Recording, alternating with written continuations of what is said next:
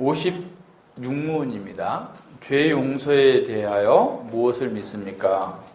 나는 그리스도의 속죄 때문에 하나님께서 내 죄와 내가 일평생 싸워야 하는 내 죄의 본성을 더 이상 기억지 아니하시며 오히려 그리스도의 의를 은혜로 내게 허락하사 나를 결코 정죄에 이르지 않게 하신다는 것을 믿습니다. 라고 했죠. 그러니까 우리가 정죄에 이르지 않게 해주시는 것. 자, 죄 용서라고 할 때 이 죄가 뭔가부터 알아야 되겠죠.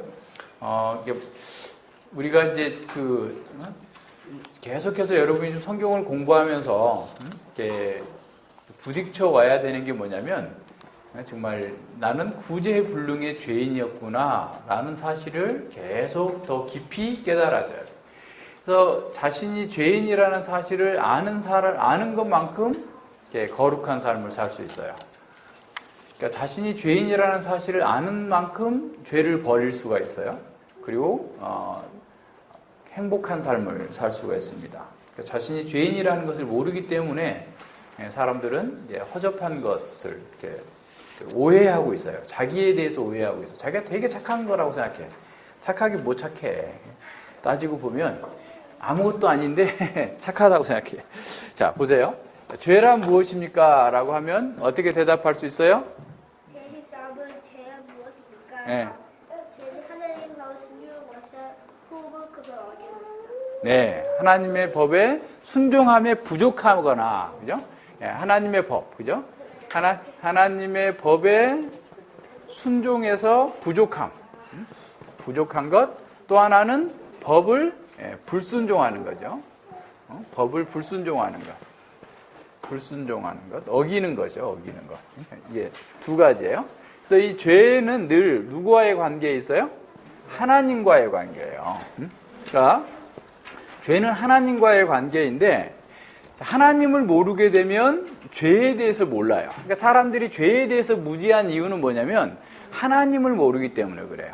그러니까 하나님이 얼마나 거룩하신 분인지 하나님의 거룩하심과 의로우심이 어떠한지가 하나님의 법에 나와 있어요. 율법에 나와 있어요. 하나님의 말씀에 나와 있는데 이걸 모르니까 하나님을 모르고 하나님의 법을 모르기 때문에 죄가 뭔지를 몰라요. 그래서 스스로 자기가 되게 착한 사람이다라고 생각하고 있어요. 그리고 이제 죄라고 생각해도 그냥 어떻게 보면 다른 세상 사람들이 얘기하는 것처럼 양심에 꺼리끼는 것. 가령 뭐 거짓말 좀 했고, 남의 거 훔치고 싶고, 탐욕이 생겨났고, 뭐 음심이 들고, 뭐 이런 거 정도로 생각해. 그러니까 이게 죄는 그냥 뭐 어쩔 수 없는 그런 것으로 생각하는 거죠. 그래서 이 죄에 대한 개념이 하나님을 아는 것에서 출발해야 돼요. 그래서 하나님 앞에서 자기를 봐야 돼. 그러니까 하나님의 율법이라고 하는 거울에 하나님의 율법은 거울이에요. 거울. 율법은 거울과 같아서 우리가 얼마나 내가 얼마나 추한 존재인지를 보여줘요. 내가 얼마나 악한 존재인지를 보여줘요.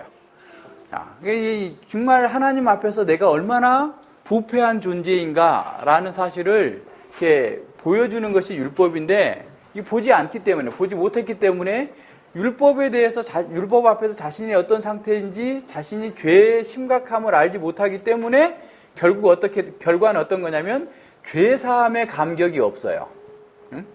그러니까 지금도 이제 어떤 분들은 이제 신앙 고백서를 썼는데 신앙 고백서가 어떤 분 거는 내가 보니까 이런 오해하지 말고 들으세요. 신앙 없음 고백서가 된 거야. 무슨 말인지 아시겠죠? 네. 그러니까 결국 무슨 말이냐면 우리가 신앙을 가졌다라는 것은 내가 죄사함의 경험을 했다는 거예요. 그러니까 죄사함의 감격 속에 내가 사는 사람이 신앙인이란 말이죠. 근데 죄사함의 감격이 없는 이유는 뭐냐면 자신의 죄에 대해서 심각하게 보지 못했기 때문에 그런 거예요. 그러니까 자신이 얼마나 죄인이라는 사실을 알았을 때 비로소 이 죄사함의 감격이 오는데 자기가 죄에 대해서 그냥 뭐랄까 뭐 나도 죄 있긴 하지만 상대적으로 누구보다 나아 자꾸 이런 식의 생각을 하니까 안 돼요. 그래서 우리는 하나님의 말씀에 비추어서 우리 자신의 그 죄의 심각함을 발견하는 것, 이게 구원의 은혜에 감격하는 것의 어떤 단추가 될 수 있어요. 그 키예요, 키. 그러니까 하나님의 말씀을 통해서 우리가 죄인이라는 사실을 발견하면 발견할수록 한편에서는 애통해지고 한편에서는 기쁨과 감격이 생겨나는 거야.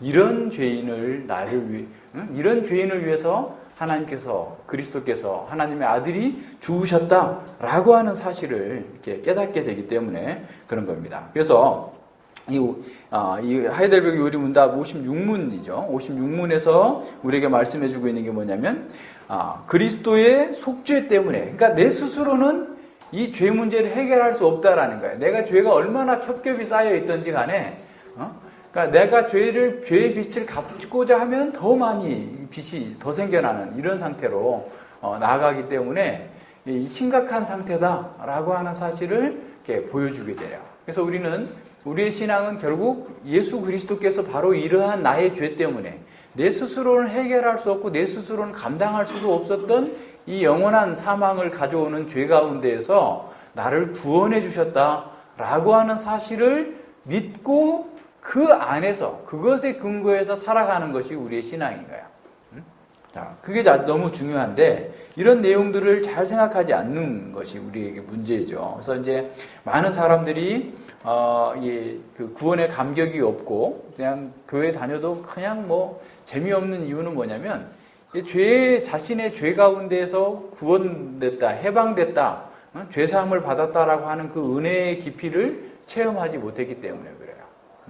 그러니까 현실을 제대로 보지 못하고 있는 거죠. 그러니까 현실을, 영적 실제를 온전하게 바라보면서 정말 내가 얼마나 멸망할 자인지에 대한 그 심각한 상태로부터 출발해서 구원의 길로 나아갈 수 있게 되는데 부르짖게 되는 거죠. 그러니까 로마서 7장에서 말한 것처럼 오호라 나는 공고한 자로다. 이 사망의 몸에서 누가 나를 건져내랴? 내가 모든 노력을 다 해봤어도, 율법을 지키려고 노력하고 내가 모든 선한 삶을 다 살려고 해봤어도 나로서는 어쩔 수 없는 거구나 라고 탄식하는 가운데에서 이제 그리스도 안에 있는 사람에게는 결코 정죄함이 없다라고 하는 로마서 8장 1절과 2절의 말씀이 우리에게 와닿게 되고 거기서 새로운 생명의 삶을 시작할 수 있는 생명의 성령의 법이 죄와 사망의 법에서 나를 해방하였다라고 하는 그 감격 속에서 사실은 성령 안에서 율법을 행하는 삶을 살아갈 수가 있는 거예요. 그러니까 그런데 그게 없으니까 자꾸 자신이 그냥 이렇게 생각하는 거죠. 그러니까 이제 우리 자녀들에게 있어서, 어린이들에게 있어서 문제는 뭐냐면 다른 애들보다 상대적으로 죄를 안 짓고 살잖아. 어려서부터 계속 교회 다니고 예배 안 빠지고 하이델베르그 외웠고 소유문답도 공부했고 다 했는데 문제는 뭐예요? 예. 자기의 죄가 자신이 죄인이라는 사실을 몰라. 내가 그걸 했기 때문에 의인이라고 생각하는 거예요. 바리새인들도 구약 성경을 다 외웠어요. 누구보다도 하나님께 대해서 열심히 살려고 했어요. 그런데 문제는 자신이 죄인이라는 걸 알지 못한 거야. 그러니까 우리가 이 자신이 죄인이라는 사실을 깨닫기까지는 기독교는 자기하고 별 상관이 없어요. 예수님은 그냥 그렇게 큰 존재가 아닌 겁니다. 자기가 죄인이라는 사실을, 자기가 영적으로 완전히 파산되어서 영원한 사망과 절망밖에는 남는 게 없다라는 사실을 깨닫는 속에서 비로소 이 구원의 은혜가 있는 것이죠. 자, 이런 구원의 은혜, 사실 죄 가운데에서 우리가 구원받았다라는 사실을 자꾸 모르게 되면 죄를 가볍게 여겨요. 그냥 이건 뭐 어쩔 수 없는 거지 하면서 죄를 가볍게 여기면서 계속해서 자기 욕망을 추구하면서 자기 방식대로 삶을 삽니다. 안 바뀌어요, 안 바뀌어. 이유는 많죠. 뭐 다양한 이유가 있죠. 뭐 이래서 저렇고 저래서 저렇고 뭐는 이렇고 맨날 그런 어떻게 보면 변명을 찾아내는데 그걸로서는 안 된다. 이걸 분명하게 이해해야 됩니다. 그러니까 우리가 죄 용서 받는 것은 오직 예수 그리스도의 십자가 때문에. 그래서 죄를 알게 되고 내가 죄인이라는 사실을 알게 되는데 나에게 죄 사함이 어떻게 주어졌느냐? 그러니까 거룩하신 하나님께서 나의 죄를 위하여서 독생자를 이 땅에 보내셔서 독생자께서 우리의 죄를 위하여서 십자가에서 못 박혀 죽으셨다라는 거예요. 그러니까 십자가의 죽으심, 예수님의 죄는 이 죄가 나의 죄가 예수님 안에서 내가 이게 죄 사함을 받게 되는데 죄 사함은 예수님이 죽으신 거, 예수님의 십자가는 곧 나의 십자가예요. 내가 저주받아야 돼. 내가 이 죄의 결과로서 사망을 당해야 되는데, 사망을 당해야 되는데 예수님께서 대신해서 죽으신 거예요. 그러니까 내가 영원한 사망을 당해야 되는 그런 상황 속에서 예수님께서 영원한 사망을 당하시고 나를 구원해내신 거예요. 그래서 예수님과 함께, 내가 예수님과 함께 십자가에 못 박혔다. 예수님과 함께. 그래서 연합, 예수님과의 연합 속에서. 그러니까 2000년 전에 예수님께서 십자가에 못 박혀 죽으셨는데 그것이 어떻게 나의 죄를 위해서 죽으신 거냐? 나는 예수님을 믿음으로 연합하는 거야. 믿음으로. 그러니까 예수님을 믿는다는 것은 어떤 거냐면 예수님과 함께 내가 십자가에서 못 박혀 죽으셨고 예수님과 연합돼서 내가 다시 부활했다. 부활 생명을 가졌다. 라고 하는 것을 우리가 믿는 거예요. 그래서 이 믿음을 통해서, 그러니까 믿음이 우리를 구원하는 것이 아니라 믿음은 예수님께서 하신 일, 성삼위 하나님께서 하신 일을 받아들이는 거예요. 영혼의 손과 같아요. 영혼의 손과 같아요. 믿음이 공로가 아니에요. 영혼의 손으로 받아들이는 거예요. 믿음으로써 내가 죄사함의 감격을 누리면서 늘 예수님과 함께 사는 거예요. 예수님과 함께 나아가는 거예요. 그러니까 예수님을 믿는다라고 하는 것은 우리를 위하여서 예수님께서 십자가에 못 박혀 죽으셨을 뿐만 아니라 우리가 죄사함을 받고 죄사함의 감격 속에서 부활의 기쁨을 누릴 수 있도록 우리를 구원해 주셨다라고 하는 것을 늘 믿고 살아가는 거예요. 그래서 그것이 우리의 삶으로 잘 드러나야 돼요. 그러니까 예수님을 믿었다라고 하는 것은 단지 그냥 하나의 그냥 관념적인 그런 내용이 아니라 우리의 실제 삶 속에서 그렇게 나타나야 돼요. 자, 우리가 이 죄사함을 받았다라고 하는 것에 대해서 요리문답에서 가르치고 있는 게 뭐겠어요? 첫 번째는 내가 그리스도의 속죄 때문에 하나님께 내 죄와 내가 일평생 싸워야 하는 내 죄의 본성을 더 이상 기억지 아니하는. 그러니까 일평생 내가 싸워야 돼요. 어떻게? 죄와 싸워야 죄와 싸워야. 그런데 여기서 기억지 않는다라는 말은 내가 어떤 죄를 지어도 이제는 예수님 안에서 십자가에 못 박혀 죽으셨고 죄사함 받았기 때문에 괜찮다라는 말이 아니라 정죄하지 않으신다라는 거예요. 정죄하지 않으세요. 죄를 지면 그 죄에 대해서 반드시 대가를 치르게 돼 있어요. 예수님 믿는 우리도. 그러니까 얼마나 죄에 대해서 두려워해야 되죠. 죄에 대해서 두려워하지 않고 죄된 욕망을 따라 사는 사람들은 그 결과를 찾아요. 여기다가 못을 두들겨 박았다고 쳐봐요. 못을 뺐어. 회개했어도 그 못자국 남아요, 안 남아요? 남아요. 마찬가지예요. 우리가 예수님을 믿었어도 내가 회개했어도 예수님께서 우리의 죄를 사해 주셨어도 우리의 죄의 흔적이 남아요. 여기 화상을 입었다고 해봐요. 그러면 그 화상이 치료가 됐어도 자국이 남는 것처럼 우리의 죄의 흔적이 남아요. 그렇기 때문에 우리는 일평생 어떻게 하라고요? 죄와 싸워야 해요. 죄와 싸워요. 그리고 두 번째는 어떤 거예요? 오히려 그리스도의 은혜로 그리스도의 의를, 칭의를 우리에게 덧입혀 주시는 거예요. 정말 죄사함의 감격 속에서 계속 일평생 의롭게 살아갈 수 있도록 우리를 만들어 주시는 거죠. 그러니까 우리는 죽는 날까지 우리 속에서 죄악된 본성이 계속해서 나온다라는 것을 어떻게 해야 돼요? 알고 있어야 돼요. 그래서 그것을 싸워서 경계해야 돼요. 근데 예수님 믿으면 다 됐어. 그리고 죄의 욕망이 나오는데 자기는 다 됐다고 생각하는 거야. 계속 죄의 욕망대로 사는 거야. 그리고 그냥 가만히 있어. 그냥 그리스도 안에 있으면 돼. 성령 안에 거하면 죄는 다 없어지는 거야. 없어지든가요? 없어진다고 생각하는 사람은 속는 거예요. 사단에게 속는 겁니다. 그렇게 되지 않아요.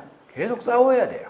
그래서 이제 요즘에 지금 계속 한국 교회에서 지금 논쟁이 벌어지고 있는 게 뭐냐면, 자, 언약과 관련해서, 그것도 이제 우리가 책을 낸 후에 이제 언약과 관련해서 이제 불이 붙어가지고 여기저기서 또 얘기하니까 내일 또 책이 하나 나와요. 그러니까 기독교 세계관학교를 후원해 주시는 성도님들 덕분에 우리가 좋은 책을 내서 한국교회를 섬기게 된 것에 대해서 참으로 기쁘게 생각하는데, 아주 쉬워요. 우리가 한번 같이 그냥 각자 읽어도 되고 우리가 함께 같이 읽어도 될 정도로 굉장히 쉽게 논점을 딱 정리해 놨는데, 교수들도 이 엉뚱한 소리를 하고 있어요. 지금 신학교 교수들도. 근데 사람들이 그 신학교 교수의 학벌에 녹아. 서울대 나왔고, 뭐 미국 웨스트민스터에서 했고, 뭐 미국 어디 뭐 세인트루이스에서 뭐 학위를 했고, 막 이런 거에 해가지고 이런 사람들이 한마디 하면 대체 그런가 봐 하고 또 말도 안 되는 소리인데 끄덕끄덕 하고 있는 거야. 이게 성경에서 말하는 바를 따라가야 되는데 자꾸 성경이 말하지 않는 것을 사람들이 얘기하는 거예요. 자, 하나님의 주권이 100%고 100%라고 한다면 하나님의 주권이 70%고 인간의 책임이 30%다. 그러니까 이제 자꾸 무슨 얘기냐면 하나님의 주권, 그러니까 선택과 언약을 연결시키는 거예요. 지금 한국 교회의 가장 심각한 문제는 뭐냐면 언약 백성은 다 선택됐다. 응? 그러니까 지금 교회에 와 있는 사람 다 선택됐다는 거예요. 그러니까 그러면 어떻게 되겠어요? 우리가 열심히 살아야 될 이유가 없어져요. 그냥 구원 받았잖아. 선택 있잖아. 그러니까 이제 다 알아서. 그러면서 실제로 그 사람도 어떻게 가겠어요? 죄사함의 간격도 없고, 열심히 거룩한 삶을 삶으로써 정말 하나님께서 주시는 그 복을 누리지도 못하고, 무기력하게 살다가 천국 가는 사람도 있을지 모르겠지만, 지옥 가는 거예요. 지옥 가는 거예요. 심각하죠. 그러니까 또 어떤 교수는 그래서, 하나님의 주권 70%고 인간의 책임 30%야. 또 그런 말이 어디서 그런 말을 만들어내요. 하나님께서 주권적으로 택하셨으면 우리는 어떻게 보니까 우리는 이래. 우리는 철저하게 칼빈주의예요. 철저하게 개혁주의를 추구하는 사람들. 하나님의 주권을 절대적으로 믿어요. 그럼에도 불구하고 우리가 최선을 다해 노력하지 않으면 우리가 구원에서 탈락할 수도 있다라고 하는 그런 마음으로 사는 거예요. 그럴 정도로 내가 열심히 죄와 더불어 싸우고 거룩을 이루기 위해 싸우고 교회적 사명을 이루기 위해서 싸우는 것이지 됐다. 내 영혼아 이제 쉬자 하면서 그냥 자기 욕망을 추구하는 둘 중에 하나예요. 사람이. 하나님의 뜻을 행하거나 자기 뜻을 행하거나 둘 중에 하나예요. 그 중간지대는 없어요. 그러니까 구원 받았다고 하면서 하나님의 주권 가운데 선택됐으니까 자기 마음대로 살자. 다 그렇게 가고 있지. 선택받았기 때문에 죽기 살기로 열심히 살아야 된다고 하는 사람이 있어요? 그런 사람 없어요. 근데 우리는 어떻게? 선택받은 사람이라면 죽기 살기로 열심히 주님의 뜻을 행하는 사람이다. 그걸 우리의 삶으로 증명해내는 거예요. 그것이 하나님 앞에서 우리가 해야 될 일입니다. 빌립보서 2장 그 13, 14절 이하에서도 너희가 받은 두렵고 떨림으로 너희 구원을 이루라 라고 했을 때도 우리가 두렵고 떨림으로 열심히 행하는 거예요. 힘써서 행하는 거예요. 성경에서 힘써 행하라는 말이 얼마나 그렇게 많이 나오는데 그 사람들은 그냥 게으르게 자라, 누워라, 수면해라 이렇게 하면 되겠어요? 이거 말이 안 되는 거죠. 그래서 이런 모든 면에서 우리가 하나님의 말씀에 대해서 아주 균형 있게 바르게 잘 알아야 됩니다. 그래서 죄는 엄청나게 심각한 일이다라고 하는 사실을 깨달아야 돼요. 그러니까 이 죄에 대한 심각한 걸 깨닫지 못하면 죄의 유혹에 쉽게 넘어가요. 근데 그 죄의 본질은 뭐냐면 자신이에요, 자신. 사람들이 왜 이렇게 넘어가는 줄 아세요? 사기꾼들한테 왜 넘어가는 줄 아세요? 자기 욕망이 거기에 맞으니까, 합하니까 그런 거예요. 요새 무슨 그 사기꾼에 대해서 또 나오던데 무슨, 강남에 무슨 장외 주식 투자해가지고 몇천억대 부자다고 하면서 사람들 속여가지고 막 이렇게 투자금을 가로채고, 이렇게 했던 그런 사람들이 나오는데, 다 왜 그러겠어요? 자꾸 자기 욕망에 거기 끌리니까 거기에 빠져 넘어가는 거죠. 이 저금리 시대에 막 몇 배로 불려주겠다고 하니까 거기에 넘어가는 거야. 그래서 우리의 욕망에 합한 말을 하는 사람에 대해서 우리는 어떻게 해야 돼요? 경계해야 돼요. 경계. 어떤 분이 이런 말하면 좀 그런데 하여튼 어떤 분이 저에 대해서 제가 딱 들으면 너무 좋아할 말을 막 한 거예요. 그래서 그건 그렇다 치고 그래서 이제 제가 다른 분한테 물어봤어요. 그분이 어떤 분이에요? 그분이요? 그분 그래요? 이러는 거예요. 그러면, 보세요. 그러니까, 누구든 간에 우리가 좋아하는 것을, 이렇게, 갖고 들어오는 거예요. 그죠? 예. 목사가 돈 좋아하지 않으니까 돈으로는 잘 안 들어오겠죠. 목사가 뭘 좋아하겠어요? 설교 잘한다. 정말 탁월한 분이시다. 막 영적으로 대단한 무슨 거인 같다. 이런 말 하면 또 사람들이 이렇게 녹아날 수 있잖아요. 물론 돈에 넘어가는 목사도 많지만, 그럴 수 있는데 그런 말로 자꾸 들어오는 거예요. 우리가 원하는 육신의 욕망을 쫓아서 들어오는 거죠. 그러니까 그런 면에서 우리를 칭찬한다 그러면 일단 한 번 더 뒤로 물러서, 물러서. 그거 뭐 칭찬했다고 해서 그게 뭐 대단한 것도 아닌데, 거기에 또 빠져 있는 사람들은 아직 자기 발견이 안 된 거예요. 아무리 사람들이 자를 칭찬해줘도, 아유, 그건 그냥 격려해 주려고 하는 말이지. 뭐 별거 아니고 하나님께서 저 사람을 통해서 위로 주시나 보다. 이렇게 생각하고 이렇게 넘어가야지. 거기에 무슨 뭐 의미를 부여하고 이러면 거기에 또 넘어지는 거예요. 그러니까 늘 우리는 기억해야 됩니다. 그러니까 죄의 문제는 우리의 육신의 본성과 관련된 문제고, 우리 육신의 본질적으로 좋아하는 것들을 자꾸 추구하면서 사람들이 나타난다라고 하는 것을 늘 기억해야 됩니다. 그래서 이제 우리가 예수님을 믿고 죄사함의 감격 속에서 있다라고 하는 것을 잘 기억해야 되는데, 자, 사도신경에서 보세요. 우리가 교회를 믿사오며 또 이 성도의 교통을 믿고 죄사함을 믿는다라고 하는 것이 어떤 거냐면, 교회 가운데에서 죄사함이 선포되어진다라는 거예요.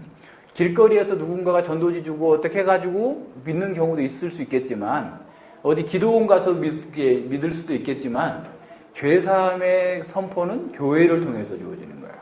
그래서 너희가 땅에서 매면 하늘에서도 매일 것이요, 너희가 풀면 너희 풀 것이다. 그래서 뭐 교회 교역자에게 그런 권한이 있다라는 게 아니라, 그리스도의 몸으로서의 이 교회로서 교회가 복음을 선포하고 또 복음을 전해줌으로써 죄사함이 일어나도록 만들어주는 면에 있어서 죄사함의 권세가 있는 거예요. 그래서 교회 가운데서 늘 있어야 됩니다. 그러니까 교회 안에서 교회를 통하여서 죄사함의 감격이 주어진다라는 거예요. 그래서 늘 우리는 말씀을 공부하는 것도 역시 마찬가지예요. 말씀을 공부를 통해서 우리의 죄를 깨닫고 죄사함의 감격이 이루어지고, 또 그래서 죄를 버리고 그 구원의 그 기쁨에 참여하게 되는 것임을 우리는 기억해야 돼요. 그래서 이제 교회에 속하지 않고서는, 참된 교회에 속하지 않고서는 죄사함의 감격을 누리기는 어렵다라는 사실을 늘 기억해야 됩니다. 그래서 죄 용서가 교회, 그리스도의 몸된 교회에게 주어진 권세다라고 하는 사실을 기억해야 됩니다. 자, 그렇다면, 자, 이렇게 죄사함을 받은 사람은 어떻게 사는 건가? 이제 이걸 한번 생각해 봅시다. 우리가 죄사함을 받았어요? 그럼 죄사함을 받았다면 우리는 어떤 삶을 살 것인가? 그래서 죄사함을 받은 사람의 특징은 첫 번째로 뭐냐면 감사하는 사람. 그러니까 1만 달란트 빚진 자가 더 많이 감사하죠. 바리새인 시몬이 예수님을 초청했어요. 그래가지고 근데 그 본문의 문맥을 보면요, 이 바리새인 시몬이 아주 불경한 짓을 했어요. 못된 짓을 했어요. 왜냐하면 손님을 초대했을 때는 그 사람을 굉장히 환대해주는, 그러니까 그 선생님으로서 더군다나 랍비를 초청했다고 했을 경우에는 극진하게 거기에 발도 씻겨드리고 머리에 기름을 발라드리고 모든 것을 해야 되는데 안 한 거예요. 근데 거기에 누가 왔죠? 죄인인 여자가 와서 머리를 풀고 자기 눈물로써 예수님의 발을 씻겨요. 그런데 그 여자가 왜 울었을까에 대해서 많이 생각하잖아요. 왜 울었을까? 어떤 사람은 자기 죄 사함을 받은 감격 때문에 울었을 거다라고 생각하기도 하지만, 거기 본문의 문맥을 잘 살펴보면 예수님이 멸시당하는 것에 대해서 애통하는 눈물을 흘린 거예요. 이 사람은 이미 죄 사함을 받은 감격 속에서 이렇게 와 있는데, 예수님께 당연히 행해야 될 하나님의 아들이신 예수님께서 이 땅에 오셔서 그들 가운데에서 정말 이 구원의 길을 이렇게 예비해 두시고 인도해 가시고 있는 중인데도 불구하고, 바리새인 시몬이 예수님을 경홀히 여기는 것에 대해서 정말 어떻게 보면 심령이 애통한 마음으로 울면서 자기 머리로 이제 예수님의 발을 눈물로 적시고 머리로 이렇게 발을 닦는 그런 모습이거든요. 그러니까 이 머리카락은 지금도 중동의 머리카락에 머리에 안 가리면 막 죽인다고 하잖아요. 이슬람에서는. 이게 고대 그 중동에서는 머리를 가리지 않는 것은 굉장히 불경한 일이었어요. 그리고 머리는 남편에게만 보여줘야 될 정도로 그렇게 지극한 헌신을 얘기하고 있는데 그런 헌신의 표로서 이렇게 보여주고 있는 겁니다. 그래서 예수님께서 뭐라고 말씀하시냐면 자, 시몬이 자, 저게 선지자라고 한다면 이 여자가 죄인이라는 거 알 텐데 저걸 다 받아주고 있네. 깜짝 놀란 거예요.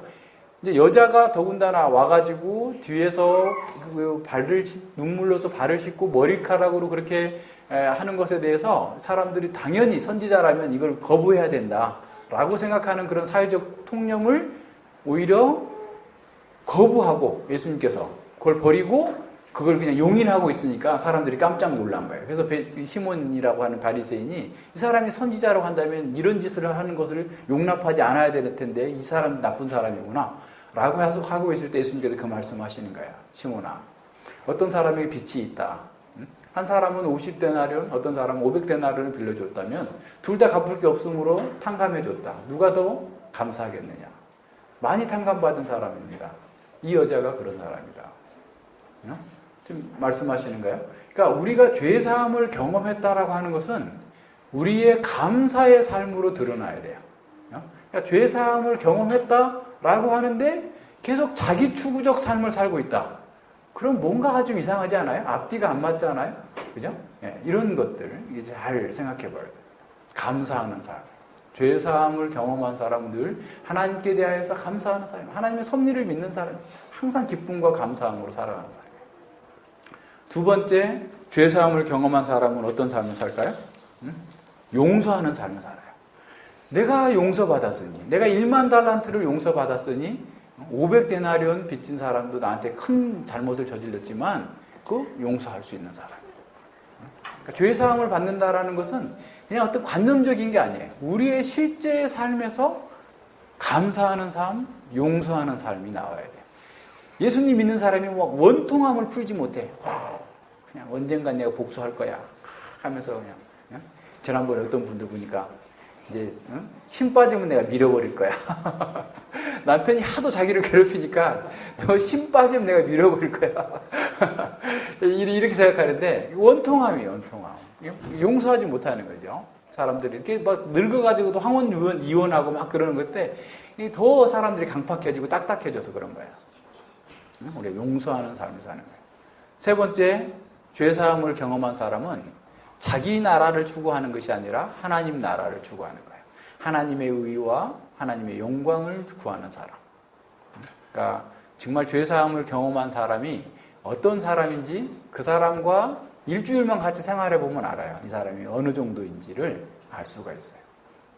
그러니까 우리가 같이 지금 말씀 가운데에서 이런 은혜를 입었다라고 한다면 우리의 삶 가운데에서 정말 감사하는 삶이 더 풍성하게 나와 감사의 제물로 찬양의 제사를 드리는 사람, 그리고 다른 사람을 용서할 수 있는 사람.